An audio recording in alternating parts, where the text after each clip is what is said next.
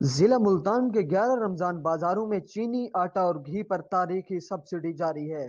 شہریوں کی بڑی تعداد سستی اور معیاری اشیاء خورد و نوش خریدنے رمضان بازاروں میں پہنچ گئی۔ ڈپٹی کمشنر عامر کریم خان کی شوج آباد اور جلال پور پیرانوالا کا اچانک دورہ۔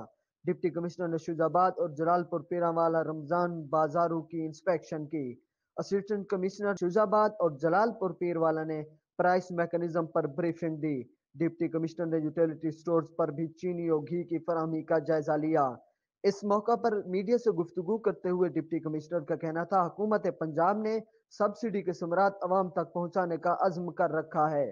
ماہ سیام میں مہنگائی کا جن بوتل سے باہر نہیں آنے دیا جائے گا۔ چینی 70 روپے، آٹا 400 روپے 10 کلو اور گھی 50 روپے سستا فراہم کیا جا رہا ہے۔